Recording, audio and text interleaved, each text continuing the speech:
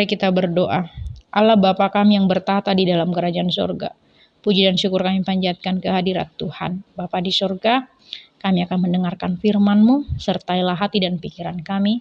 Dalam Kristus Yesus, kami berdoa dan mengucap syukur kepadamu. Amin. Jemaat terkasih dalam Tuhan Yesus Kristus, nah firman Tuhan yang memberkati kita pada hari ini, tertulis dalam Yohanes 4 ayat 24, dikatakan, Allah itu roh, dan barang siapa menyembah Dia harus menyembahnya dalam roh dan kebenaran. Demikian firman Tuhan.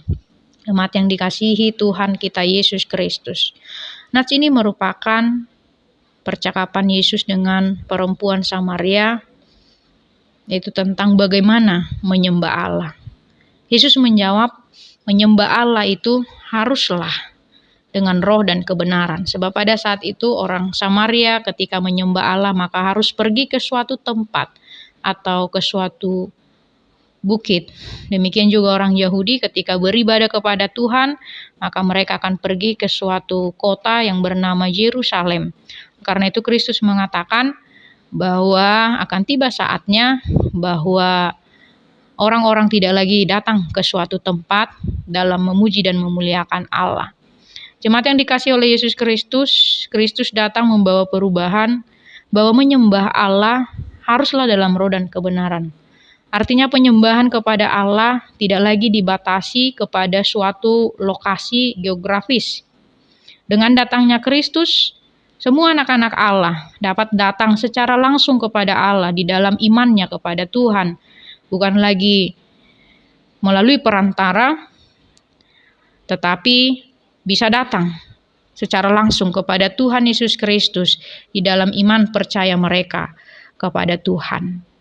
Karena Allah adalah roh dan bukan daging, oleh karena itu penyembahan yang harus kita sampaikan kepadanya adalah tidak hanya penyembahan yang hanya sebagai ritual saja, tetapi juga harus di dalam roh, yaitu kita harus menyembah Allah dengan sesuai kehendak Tuhan, tidak menyembah Allah dengan cara atau seturut kemauan kita. Maka penyembahan tersebut tidak berkenan di hadapan Allah. Tetapi menyembah Allah dalam kebenaran, di dalam iman percaya kita kepada Tuhan, sesuai dengan apa yang kita imani.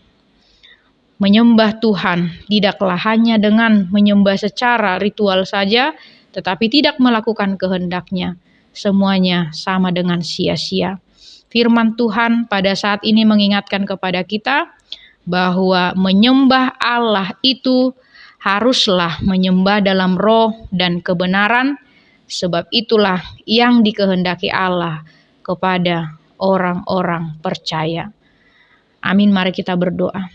Terima kasih Tuhan untuk firman-Mu yang memberkati kami pada saat ini. Biarlah kiranya firman Tuhan dapat kami lakukan di tengah-tengah kehidupan kami. Biarlah kami menyembah dan memuliakan Tuhan dalam roh dan kebenaran. Terpujilah Engkau Tuhan, dalam Kristus Yesus kami berdoa dan mengucap syukur kepadamu.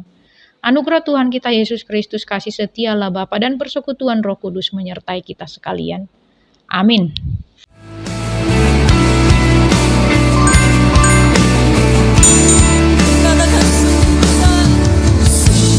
Besar setiamu,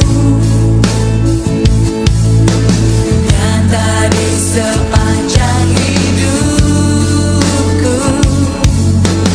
Darah-Mu telah layakkan kehidupanku.